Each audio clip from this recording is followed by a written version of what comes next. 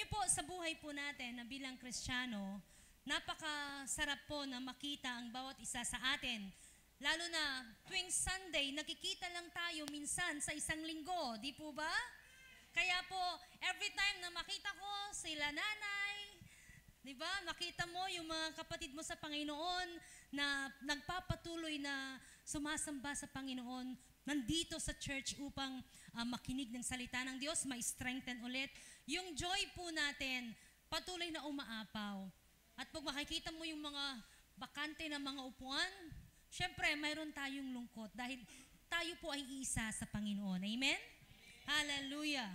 So, ako po ang natasan sa araw na ito, sa Sunday, na magbigay po ng mensahe ng Panginoon. So, bago po tayo mag-umpisa, tayo pong natin yumuko. Amami, walad tawon, mi salamat kami o Diyos, at say kaabigan mo, at say kabilayan mi. Sa lahat po ng mga ginagawa mo, ng mga bagong bagay sa aming buhay, at sa mga bagay na napagtagumpayan po namin, Lord. Salamat po, Diyos, dahil di ka nagbabago, at tunay yung pagmamahalang, yung mga pangako ay patuloy na nananahan sa aming buhay, at ito ay nangyayari sa bawat araw, sa bawat bagay, O Lord God, na kiniklaim po namin, patuloy lang yung guidance, O Lord God. Salamat po, Diyos, sa katagumpayan. Even this day, O Lord God, Lord, kayo po ang manguna, kayo po ang mag-bless ng iyong mga salita. Ang iyong servant, Panginoon, ay itago mo sa iyong cross, itago mo sa iyong presensya, Panginoon, nang sagan ikaw ang makita. Ang mga salita mo ay magbibigay ng buhay, Panginoon, transformation sa kaisipan, transformation sa buhay ng bawat isa po sa amin. Salamat po, Diyos, sa kapangyarihan mo. We acknowledge your presence this day, O Lord God, this time, O Lord God. We acknowledge, O God, na patuloy ang kikilos sa bawat buhay po namin at hindi kami aalis sa lugar na to, Lord, na wala kang ginawa, wala kang gagawin sa aming buhay. Sa lahat ng pagsamba sa pangalan ni Jesus. Amen and amen. Bago po tayo mag-umpisa sa ating pag-aaralan, mayroon po tayong pre-test. Parang teacher na teacher, ano? Laging may, Ito, pre-test muna. Sagutan ninyo sa sarili nyo. Huwag nyong sabihin sa katabi nyo. Number 1, what is the most important to you? Ano yung pinaka-importante sa'yo sa buhay mo? Sige, isip. Pangalawa, what do you love most? Ano bang pinakamamahal mo? Baka si nanay, si Sofia. Ang apo ko. Number 3, what gives you the greatest joy? Ano yung nagpapasaya sa'yo? And number 4, what makes you very angry? Meron ba ditong minsan nagagalit ka na talaga? Pag ginawa niya ito, galit na galit ka. Yan. So, next, Ada. What will happen if there are no basketball rules or no classroom rules? Sino po dito ang nag-basketball? Pipigara? Si Mac? Si Elijah? Sharpshooter ang mga yan. Kahit maliit si Mac, talagang rebounder. Anong tawag doon? Point guard? Rebounder. Yan. Sa basketball, kapag wala tayong rules, ano ang nangyayari? Labo-labo, gulo awa. Siyempre, gano'n na sa pang-shootanda, nangyari. Okay? May mga disgrasya possible. Sa classroom naman, sa mga teachers dito, ano ang mangyayari sa tingin nyo pag walang rules doon sa classroom natin? Ay, maingay. Ano pa? Ano yon? Tupakay syurak ko, no? Doon. Yan, nangyayari sa mga pagwala. Sabi nga nila, when the cat is away, the mouse will play. Yan, ang mga nangyayari pag walang nire-disregard ang rules natin. So, rules are given for number 1. So title muna tayo.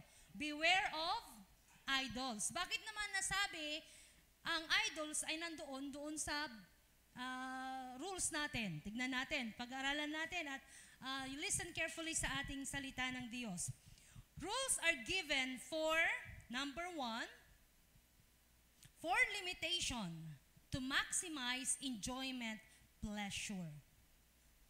Ang rules po natin, tulad ng basketball, walang kasayahan kapag walang rules. Shoot, laran, shoot. Ang gano'ng in-response, shoot, tanda, okay. Walang limit. Gagawin mo kung anong gusto mo. You will maximize the pleasure. Yamang bantay. Ne, foul. Kanto. Diba? Bisde. Sige, shoot mo. Diba? Magkakaroon tayo ng na-maximize ang pleasure natin sa panonood ng basketball because of rules. Ganon din sa school. Na-maximize ang educational learning kung may mga rules na dapat sundin ang mga estudyante. Okay lang ba sa inyo na mga teachers? Labir ka lang labir. Doesn't matter kung makikinig ka o hindi. Sige, magsalita ka labat. Si teacher nasa wala. Basta gagunti ganito. Yamambangat. You will maximize learning kung mayroong rules sa school. Tama po ba mga teachers? Kasi napoprohibit na yung bata mag-linger sa isang bagay na hindi naman nag-compensate yung kanyang learning. Tulad din sa marriage, mayroon tayong limitation. Sakay asawa at sakay laki. Kanto. Aliwan, duaran asawa at sakay laki. Duaran bii. Pwede bang gusto nyo ba yon mga nanay? Mga girls? Pagkasabihin ng asawa mo sa may sika, I love you 100%. Kanto, tapos arangal mo di man, I love you 100%. Kwanto mo di manod ka, kin, sa kaya bi. Ano yun? 50-50? 50 sa'yo, 50 sa kanya? Okay? Mayroong rules din sa relationship in male and female. May rules din sa relationship between your kapitbahay at sa inyo. So there are a lot of rules. May mga rules na sa ating buhay na kailangan natin upang magtagumpay po tayo. Upang ma-maximize po natin ang happiness and enjoyment sa ating buhay. Ibinigay po sa atin, ano yung rules na binigay sa atin? Yung 10 Commandments. Okay, so 10 Commandments are given. One is for you to know God, para malaman mo kung sino ang Diyos. Because God revealed Himself through the 10 Commandments. Ang 10 Commandments, pinapakita niya, ako ay Diyos. Ako ito. So, pinapakilala niya sa 10 Commandments kung sino ang Diyos. Number 2, for you to know yourself that you need the Lord. Sino ba dito ang nakasunod ng 100% sa 10 Commandments? Sino sa atin? Wala. It reveals na we need the Lord to obey these 10 Commandments. Kahit anong gawin po natin na sumunod dyan sa 10 Commandments, hindi natin magagawa. And we need the Lord. Kailangan mo ang Diyos upang ito ay masunod talaga. And number 3, to teach us how to live. Ang 10 Commandments po, nagbibigay sa atin ng standard how to live. At mampapatoy, thou shalt not kill. Thou shalt not covet thy neighbor's wife. Kanto. Thou shalt not covet thy neighbor's belongings, things. Obey your parents. So yun ay mga magbibigay sa atin ng katagumpayan kung paano mamuhay. We have to live certain life principles to live freely. When were the rules or the 10 Commandments given? Ang tanong, kailan ba binigay yung 10 Commandments? Noong nasa Egypt pa ba ang mga Israel? O nung nasa wilderness sila? Nung nasa slavery ba ang mga Israel? O nung naset free na sila? Ito po ay nung na set free na sila. After Israelites set free from Egypt, or before they were set free. So it was after they were set free. Alam niyo po, sa buhay ng mga Israelites, may stages po. Yung stage na nasa bondage sila, yung stage na palabas na sila, yung stage na kailangan na nilang i-maintain yung kanilang freedom, yung stage na they need to go to the promised land, and yung stage na ang Israel ay mananahan na sa promised land. May mga stages din ng buhay po natin. How can we obey the rules of God if you are enslaved? Binigay po sa mga Israelites nung panahon yung stage na free na sila. Why? Bakit sa tingin nyo, ang rules, ang Ten Commandments, binigay sa mga Israelites nung na-set free na sila? Sino sa atin na magbibigay ng rules? Halimbawa, si Athena, mayroon siyang, nakakulong siya sa isang hawla, sa bahay nila, ayaw palabasin ng kanyang tatay. Tapos bigyan mo siya ng rules. O, ganito ang gawin mo, ganito ang gawin mo. Hindi nga siya makalabas ng bahay. Okay? Rules of God are given for those who have been set free. Sino ba dito ang na-set free na? So para sa atin ba yon o hindi? Amen. Para sa atin ang commandments ng Lord. Sa atin na mga tumanggap na kay Kristo, pinalaya sa kasalanan, pinalaya sa anumang bondage ng mundo. Para sa atin to. Sabi mo nga sa katabi mo, para sa iyo ang Ten Commandments. Okay, let's go to verse 1. And God spoke all of those words. Sabi niya, I am the Lord your God who brought you out of Egypt, out of the land of slavery. Ano bang ibig sabihin yan? Sabi niya, ako yung Diyos mo. Ako yung Lord mo na nagpalaya sa'yo doon sa Egypt. Pinalaya rin kita sa slavery. Alam niyo, sinasabi ng Diyos, mahal kita anak. Kahit noong pang panahon na nakatanikala ka pa sa kasalanan, sinasabi ng Diyos, mahal na kita. Pinalaya kita. Mahal kita, kaya pinalaya kita. A lot of times, parang sa tingin po natin, yung buhay natin, minsan tinanggap mo na si Jesus, mayroon ka ng sinasabi mo na may freedom ka na, pero hindi mo naaalala yung mga bagay na ginawa ng Diyos sa'yo. It reminds us, kung may mga sitwasyon na pinagdadaanan ka ngayon, kung noon nga pinalaya ka ng Diyos, binless ka ni Lord, how much more ngayon na pinalaya ka na ng Diyos? Amen. The Lord loves you. Ano man yung sitwasyon na kinalalagyan mo ngayon, remember, the Lord loves you. Amen. God is saying, these commandments or the rules are not to restrict you or not because I hate you. Ang mga rules na binibigay ng Diyos sa atin, hindi nagsasabing, hindi ko gagawa ng ganito dahil hindi kita mahal, dahil ayaw kita. But the Lord is telling us, mahal kita, kaya ka binibigyan ng rules na ganito. Why do children rebel against their parents? Sa tingin nyo, bakit nagre-rebelde ang mga anak ninyo, natin? Dahil? Ano sa tingin nyo? Sige, isip-isip. Because they don't believe that their parents have that best interest in them, or they don't believe they love them. Hugabay lang yan. Unang sampol, abong meta. Pasok lang pasok si nanay ko. Di po ba?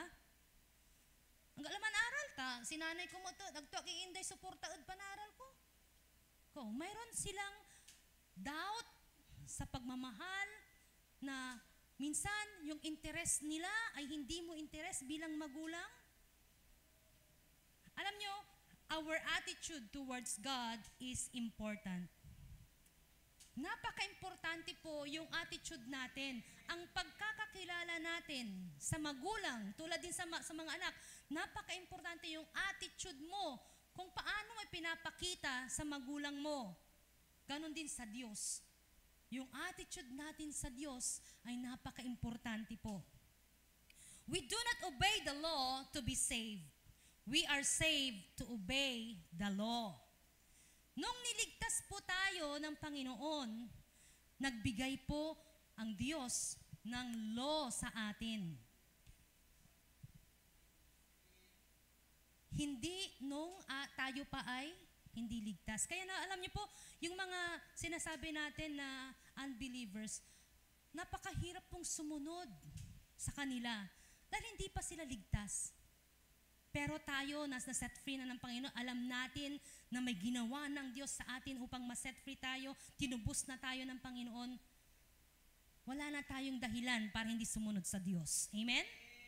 Kung dati tayo ay nakatanikala sa kasalanan, tayo ngayon ay naligtas na, na-set free na, tayo na ngayon ay sumusunod na sa Diyos. Hindi na sumusunod doon sa nakatanikala sa atin. Hindi na sumusunod doon sa sinasabi ng tao sa atin. Kundi tayo na ngayon ay sumusunod sa utos na ng Diyos. First commandment. Ano ba yung first commandment? You shall have no other gods before me. You shall have no other gods before me. It's a love relationship po ang sinasabi ng salitang yan, yung first commandment. A love relationship. God loves you and it needs a true commitment. Yung sinasabi natin na you shall have no other gods, parang mag-asawa po yan. Ibig sabihin, you are committed to your wife or to your husband at siya lang ang pagbibigyan mo ng sarili mo. Ganon din po sa nais ng Diyos. The nature of love is commitment. Napakahirap po, lalo na sa mga dasana, dalawa ang puso ko. Yung commitment nila hati.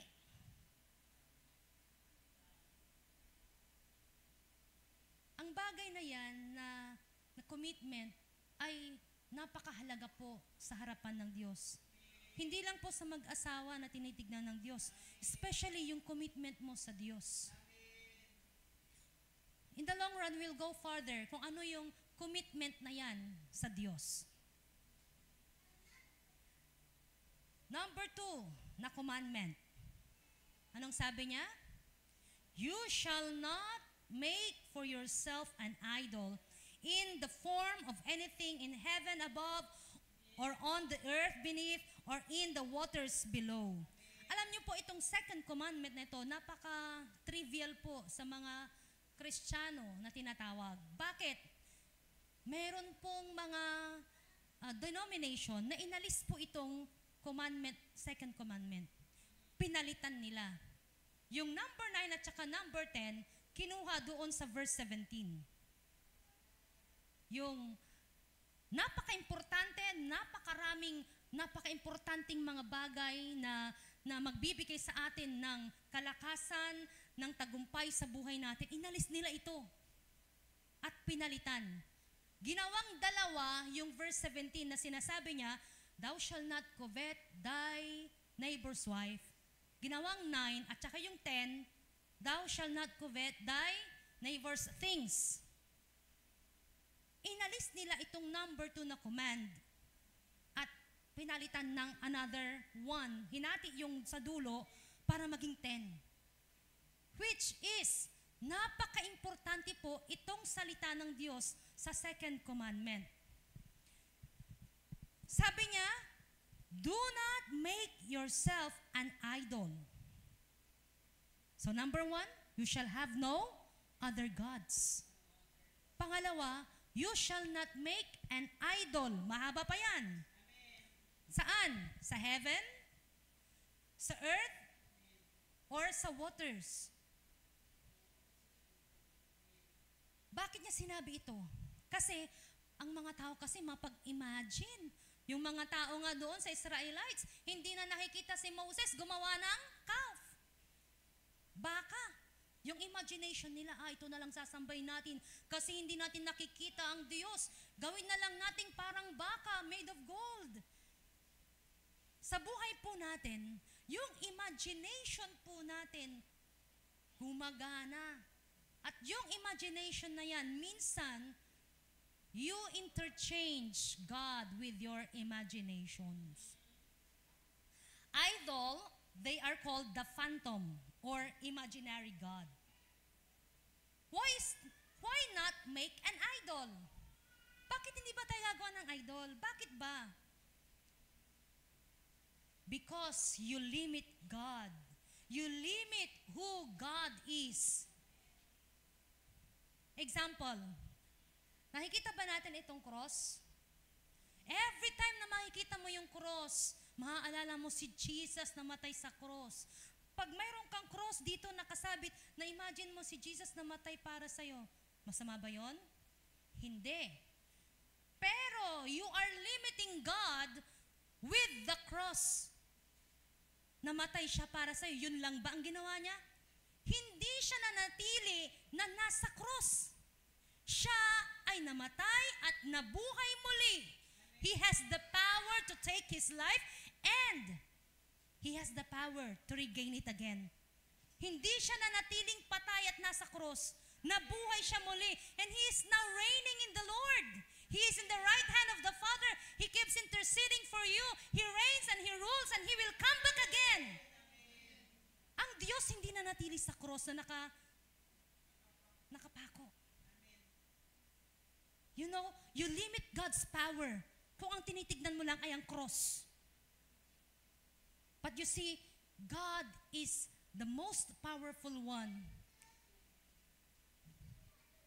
Hallelujah. He is also mighty God. Meron din sa atin, mapapansin ko, pag dumadaan sila sa simbahan, mangkukrus irawa. Pag dating dito sa harap, ay simbahan niya ay mangkrus ira. Alam niyo po, minsan nalilimitahan po natin ang Diyos sa space. Naaalala mo lang ba ang Diyos kapag nakakita ka ng simbahan? Don't you know that God is omnipresent? God is omniscient? God doesn't want idols. Why?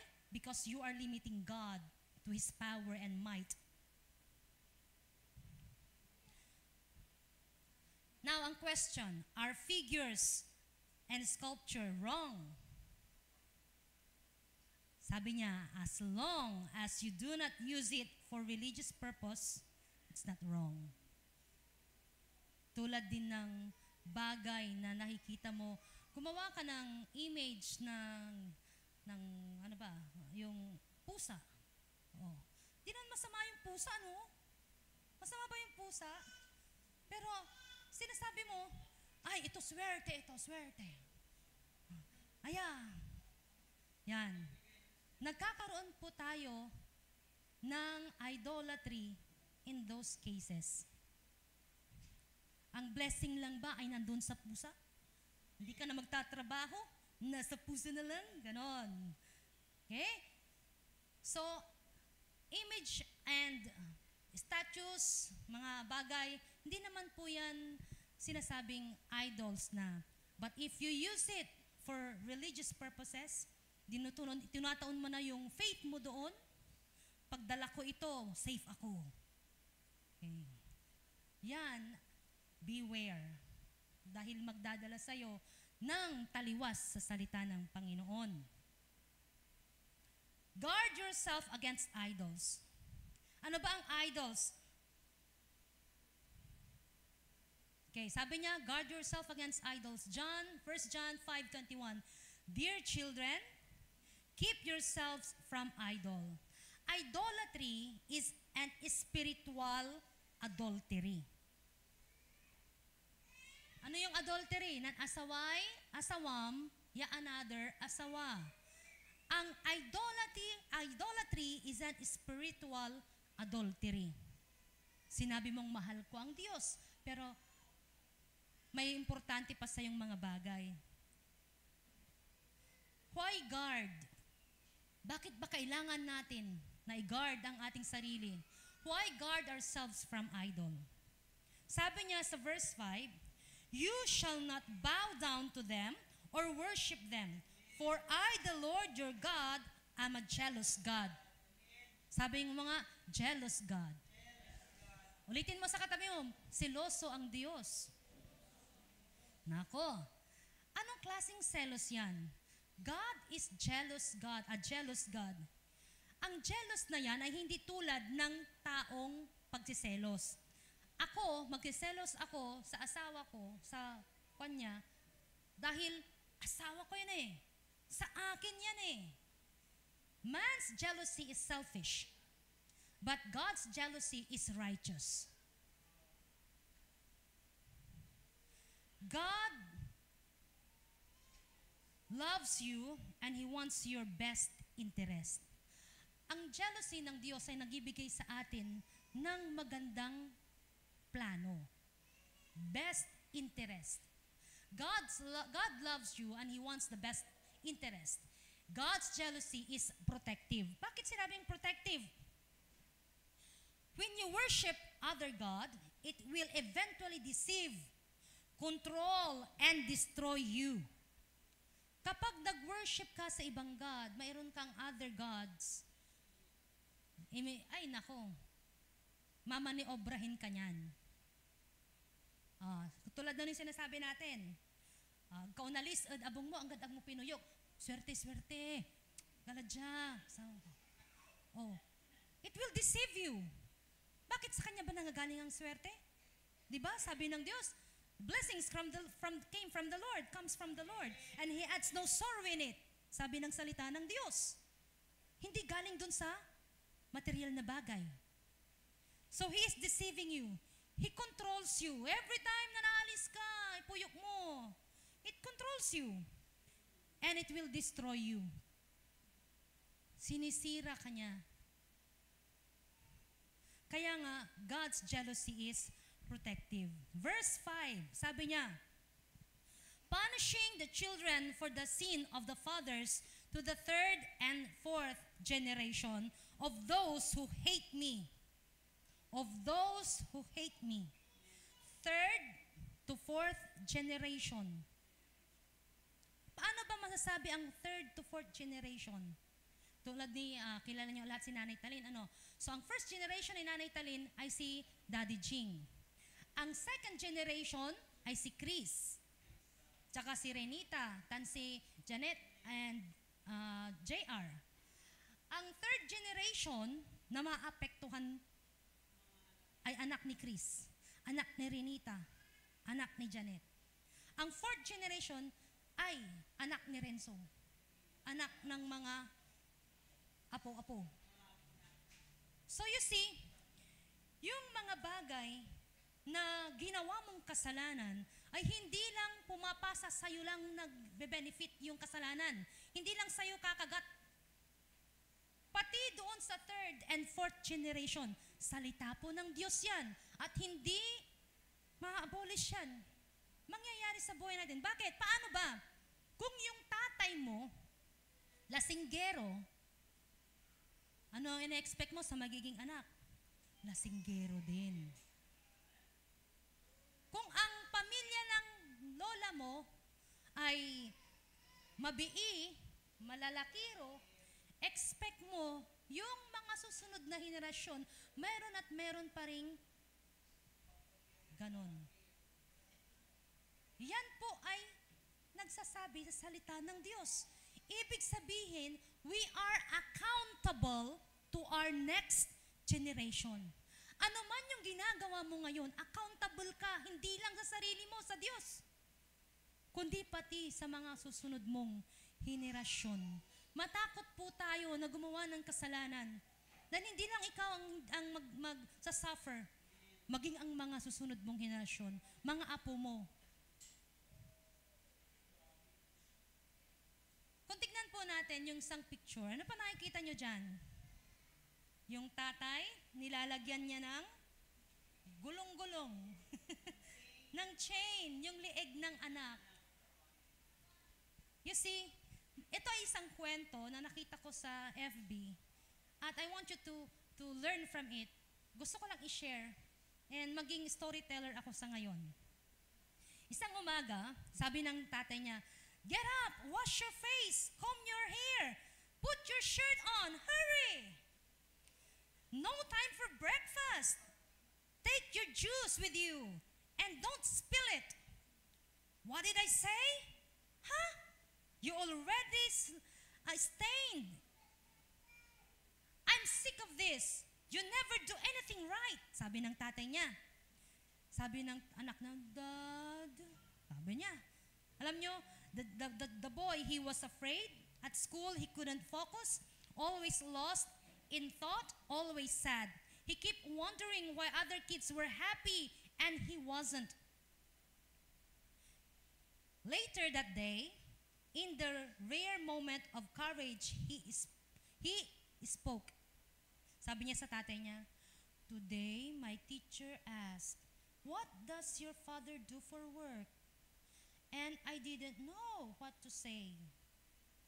Sabi naman ng tatay niya, "I train dogs." "What do you teach them?" Sabi ng bata.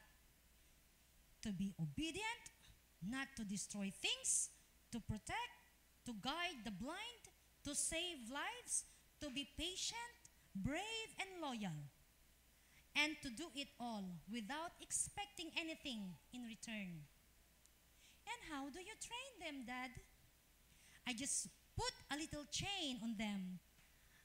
I walk beside them, speak calmly, correct them without hurting, and then I give them affection so they know I'm not angry, but it takes patience, a lot of patience." The boy swallowed hard. His eyes welled up. He looked at his father and said in a trembling voice, "Then, Dad, put the chain on me too. Ilagay mo na rin sa akin yung gulong-gulong, yung chain." Sabi niya, "I want to learn with you. Correct me without shouting. Hug me afterwards. Be patient with me. I'll protect your home. I'll learn to take care of others. And if one day you lose your sight, I'll be your eyes. Just put the chain on me." The father broke down in tears, and in the embrace, a new kind of chain was formed. An invisible one made of love, patience, and tenderness, one that is cherished, never breaks.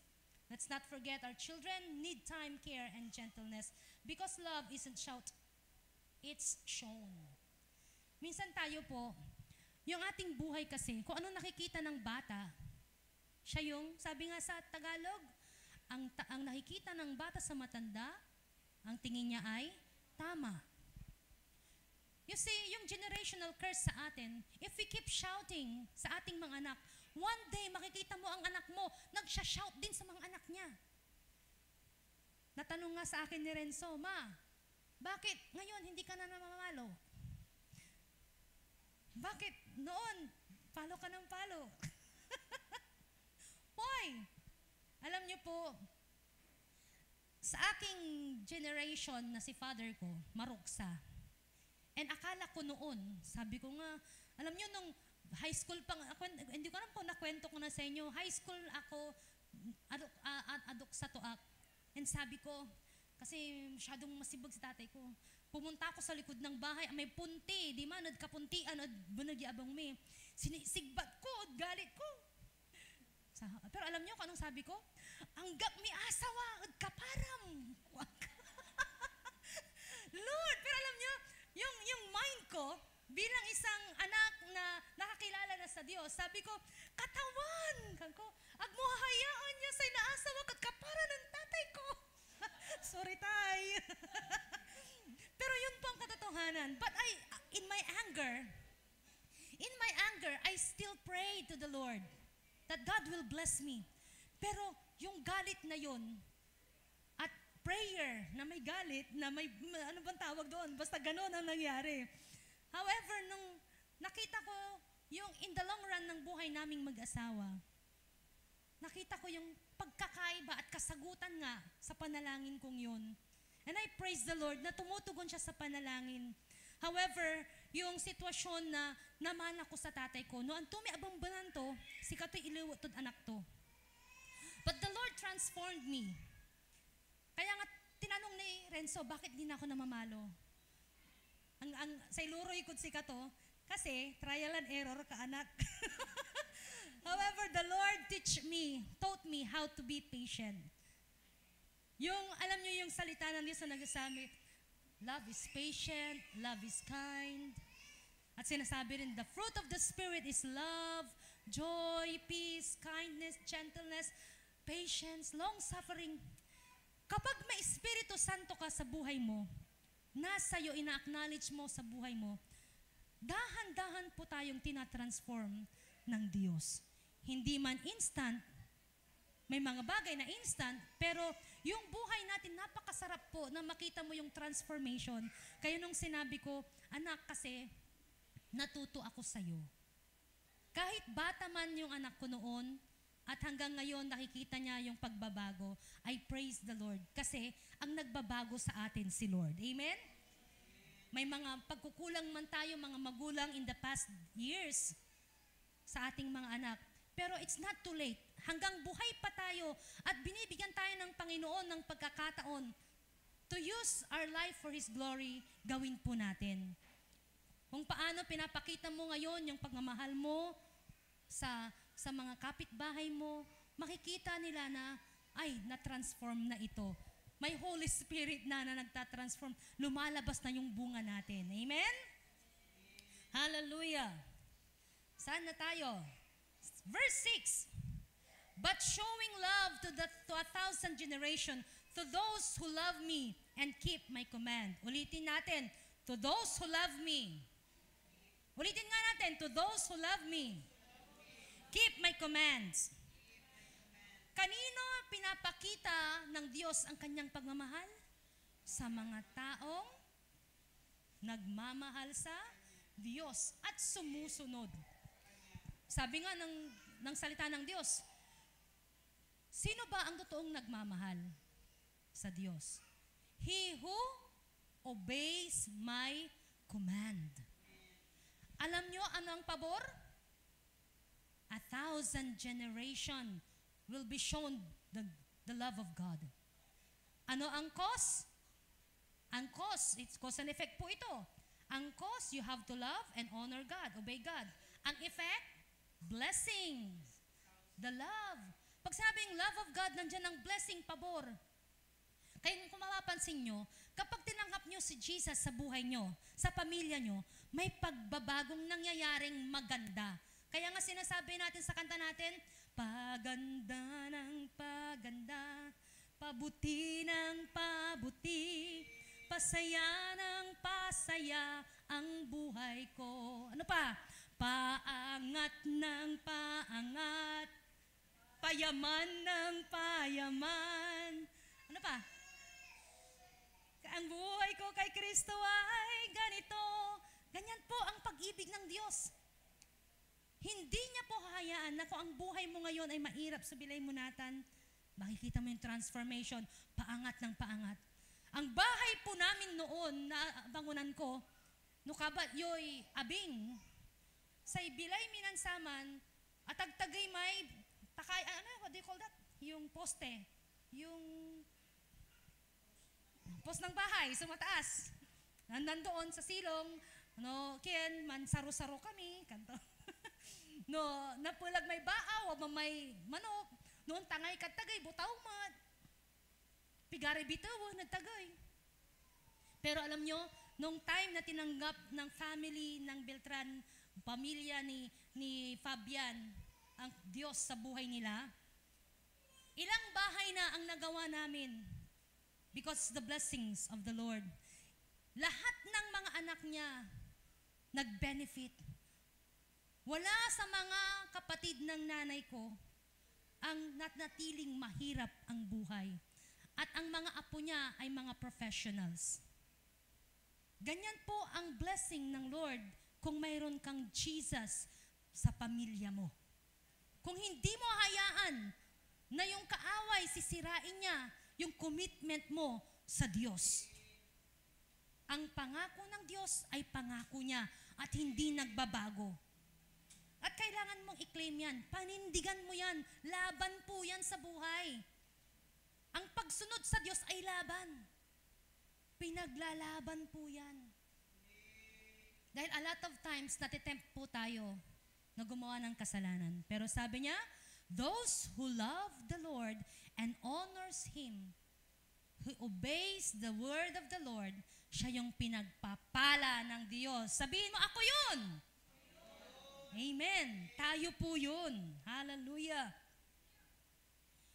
We have accountability to the next generation.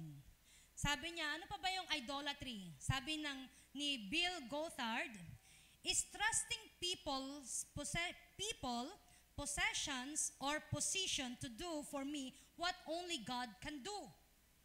Nagtitiwala tayo sa tao, sa possessions, mga bagay, at position, mga estado sa buhay.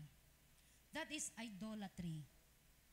Minsan tumitingin tayo ng happiness natin sa, sino ba dito yung mga dalagat binata? Kung hindi lang siya, hindi ako magiging masaya. I-greet niya lang ako. I-congratulate niya lang ako. Nako, it's the happiest time of my life. Ay, ano yon? Isang congrats lang? Ay, good morning lang. Yan. Happiness, we fix on GF or BF. However, only God can give you the true happiness and fulfillment. Ang paghahanap po natin ng joy sa ibang bagay will lead us to frustration. Kasi po, ang mga tao, ang mga bagay, kung magkakaroon lang ako ng sasakyan, very happy na ako. Ako ng pinakamasaya. Adoral, may sasakyan to. Nagkaroon nga ng sasakyan. Adoral. Ay, every year, walay insurance. Gastos na lamon. Nung una, sabi mo, ang saya-sayo, magiging happy ka kung magkakasasakyan ka. Pero ngayon, i-register mo, walay insurance to. Magkano ba ang insurance, Pastor? 25,000? 20,000? Depende na sa sasakyan.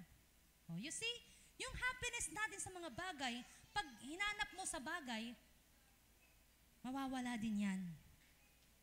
Pag hinanap mo sa tao, gwapo-gwapo. Yan. Do not put your trust on people, on possession, or position. Ako ay principal. Ako ang boss dito. Paano kapag ginuha na ni Lord yung position mo na yan? Will you be happy? Magiging ma-happy lang ako, Lord, kapag naging teacher na ako sa public school. Ba? Na-happy-happy nila. Pagkatapos, pagdating niya sa public school, naman ay public school. Di po ba? Gabay ko man quit, kwandara may balon teachers. When you put your trust on people, possession, or position on the things, madidismaya po tayo. Pero find your joy, your happiness in the Lord. Alam niyo po, mayroong idol of the heart na sinasabi. Ano po itong idol of the heart? Kapain nyo nga yung puso nyo. May sabi po sa Bible. Sabi niya sa Ezekiel 14:3, Son of man, these men have set up idols in their hearts. Meron palang idols in the heart. Ano kaya mga to? Colossians 3:5, sabi niya, put to death, therefore, whatever belongs to your earthly nature. Sexual immorality, impurity, lust, evil desires, and greed, which is idols. Ulitin natin. Kapain mo yung puso mo. Banggitin mo nga yung mga salitang yon. Sexual immorality. Lord, meron ba ako nun? Impurity. Lust. Sabi niya, titingin ka lang sa babae na mayroong pagnanasa, lust na yun. Evil desires. Nabawian ko labat iya. Bawian kon bawian niya nanong nang to. Evil desires. Greed. Hay. Gawak siya amin niya. Siyak sa makandali niya. Ingarandad si siya ya. Okay? Greed.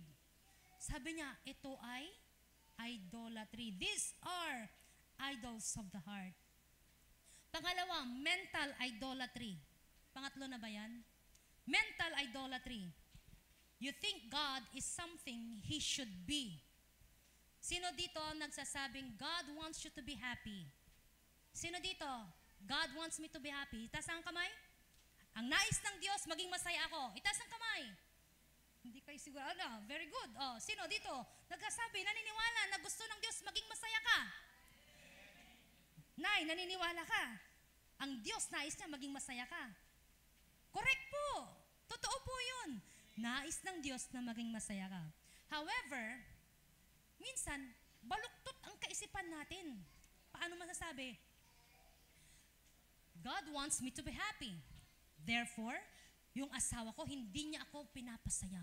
I will find another wife. I will find another husband to make me happy. Kasi sabi ng Diyos, gusto niya akong maging happy. You see, yung mentalidad po natin, na nagsasabing ito ang gusto ng Diyos dahil ito ang gusto ko. That is mental idolatry. The means of happiness is not by seeking happiness. Once you seek happiness, it becomes your idol. The byproduct of putting God first in your life is happiness. Kung maghahanap ka ng happiness, ang mangyayari, idol mo ang paghahanap ng happiness. But if you seek first the Lord, ang magiging resulta ay happiness.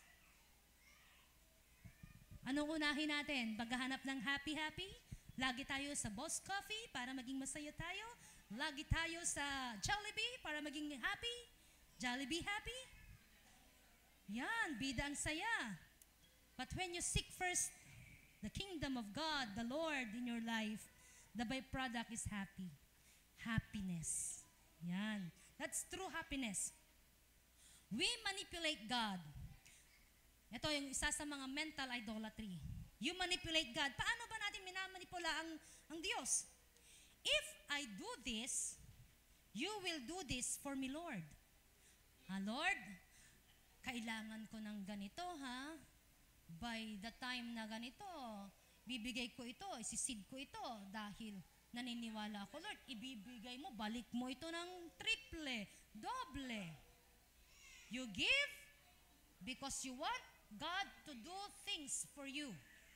May balik. That is another mental idolatry.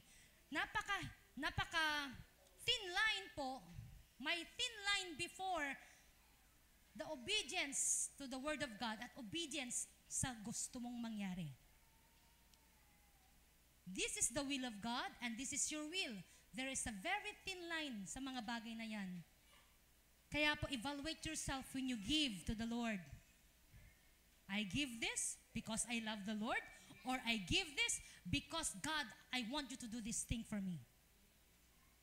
I give this because I honor you. You are the Word of God that says, you will provide, and so bahala ka na, Lord. Or, Lord, gagawin mo to, ha? Promise mo yan, Lord, ha?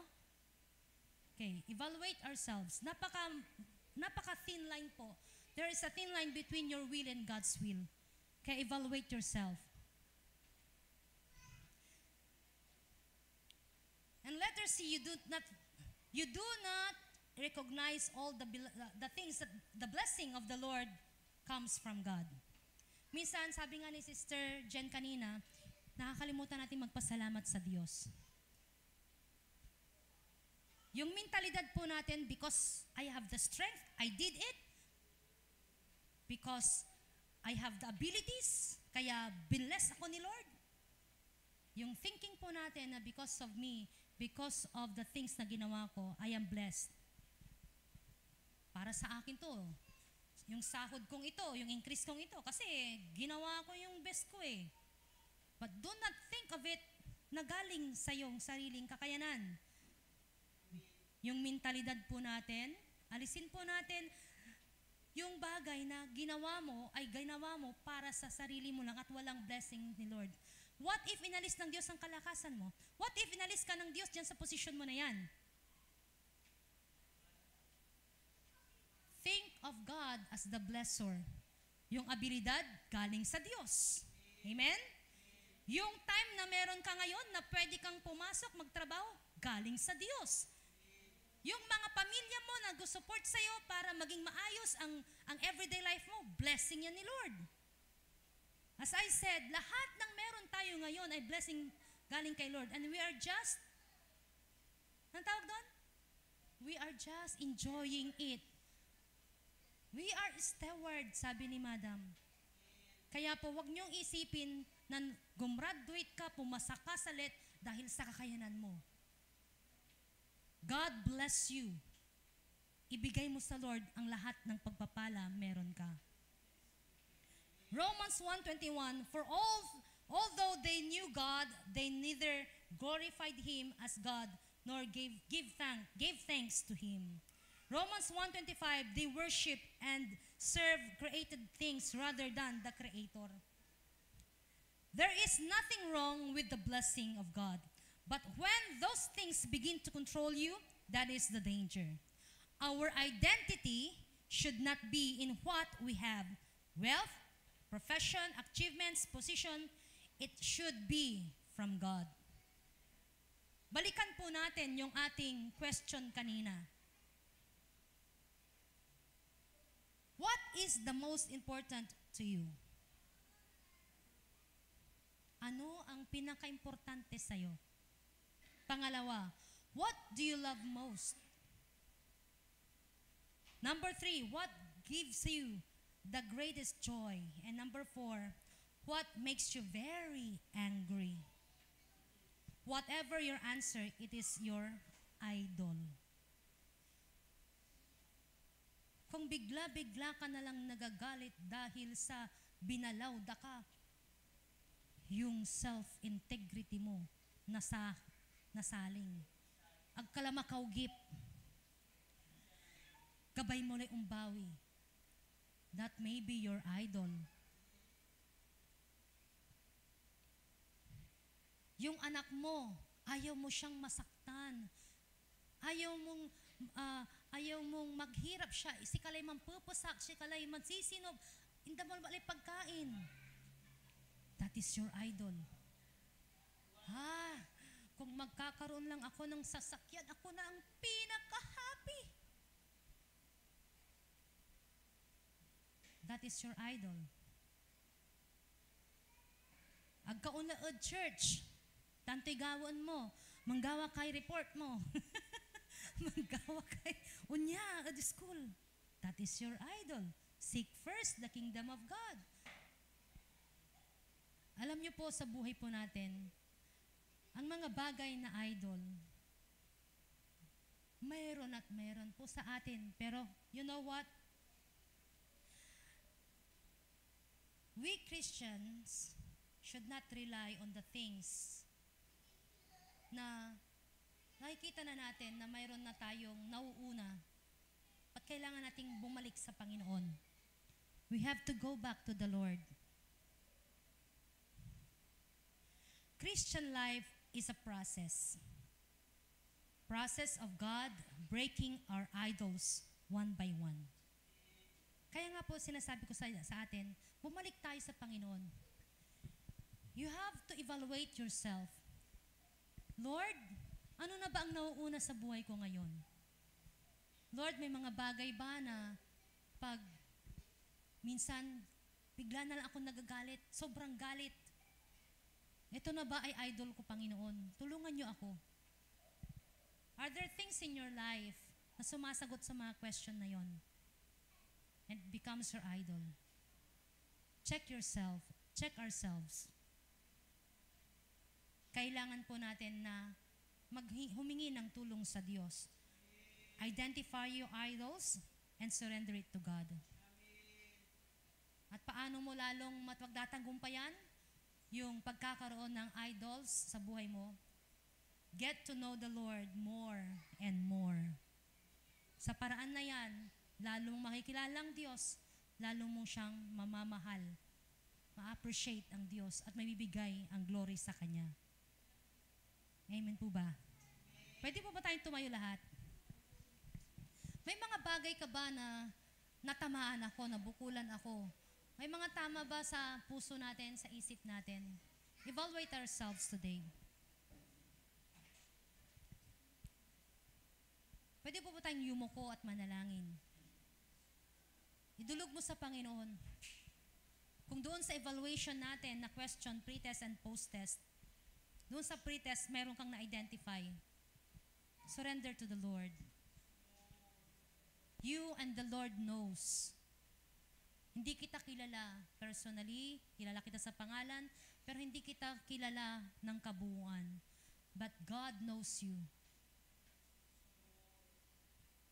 He knows your deepest desire, deepest joy, deepest love. Ang mga bagay na yan na nakikita mo, nakakahadlang upang ibigay mo ang papuri mo sa Diyos, upang ibigay mo ang total surrender sa Panginoon, ang pag-obey mo sa Diyos, surrender to the Lord. Hallelujah, hallelujah. Panginoon, kilala mo ang bawat sa puso namin. Kung may nakikita, Panginoon, na idolatry man, mga bagay na mas mahal namin kaysa sa'yo, may mga tao, may mga bagay sa buhay po namin na nagbibigay, O Diyos, ng kapalit sa iyo sa aming buhay. Panginoon, patawarin niyo po kami. We lay down our lives, O God, again, Lord God. Patuloy po kami, O Diyos, na maninikluhod, humingi ng kapatawaran, Panginoon. Lord, baguhin mo ang aming buhay. Baguhin mo ang aming puso't kaisipan. Let it be, Panginoon, O Diyos, ang aming buhay magbigay ng kaluguran sa iyo, O Diyos. Every idols that we have in our lives, Lord God, we pull it down, O God. We lay it down to you, Lord God. Baguhin mo, Panginoon, ang aming buhay, ang aming kaisipan, O Diyos, ang aming mga priorities sa buhay, O Diyos. Let it be, Panginoon, ang mga bagay na ito, O Diyos, magbibigay, Panginoon, ng obedience namin na sumunod sa iyo, mahalin ka ng buong puso at kaluluwa po namin. Tulungan mo kami, Panginoon. Tulungan mo kami dahil sa ganang aming Panginoon, hindi namin kaya na baguhin ang aming kaisipan, ang aming buhay, Panginoon. Ang aming mga tinatangkilik, O Lord. Tulungan mo kami ma-identify ang mga bagay na hindi kaya ayos sa iyong harapan, Panginoon. Nang sa ganun, Panginoon, makasunod kami ng tama sa iyo, Diyos. Hallelujah, hallelujah. Lord, salamat sa iyong mga salita na patuloy na binabago kami. Salamat sa iyong salita, O Diyos. Hallelujah, na nagtatransform ng aming kaisipan, ng aming buhay, Panginoon. Patuloy kami magtitiwala, Panginoon, as we honor you in our lives, as we honor you, Lord God, as we love you, Lord God. O Diyos, salamat sa iyong mga pangako na nagsasabing, to our generation, 1,000 generation, you will show your love for us, O Lord God. Salamat sa oportunidad na ito na natutuwa ulit po kami, Panginoon, ay yung Espiritu Santo na siyang gumagabay sa amin at bibigyan ng kalakasan upang magbago, lalo at magbigay ng bunga ng Espiritu sa aming buhay, sa aming pamilya at sa lahat ng nakakilala po sa amin. Salamat po, Diyos. We give you glory. In Jesus' name, amen and amen. Bago po tayo umupo, meron po tayong response sa salita ng Diyos. I would like to read yung ating verse sa pakikwan nga, anak. Ito ang response natin. Those who love the Lord, sabi niya sa Psalm 73, 25 to 26, whom I have in heaven but you, and earth has nothing I desire beside you. My flesh and my heart may fail, but God is the strength of my heart and my portion forever. Ang makakapagsabi lang po nito ay yung mga totoong nagmamahal at nag-uobey sa Diyos. Amen? Kaya po, in response to the Word of God, Lord, wala akong anumang hahawakan sa mundong ito, kundi ang salita mo. Nagtitiwala ako. Ang strength ko man mag-fail, ang mga bagay na plano ko nag-fail, pero ikaw ang portion ko. Ikaw ang kagalakan ko. Ikaw ang blessing ko. Amen? So, I would like to ask yung ating mga musician, kakantahin po natin ito para sa Panginoon. Amen? Praise God. Sige, tingnan natin. Sinabi ko na sa inyo, practice nyo. Anawot sa oloyo. Sige. Yan.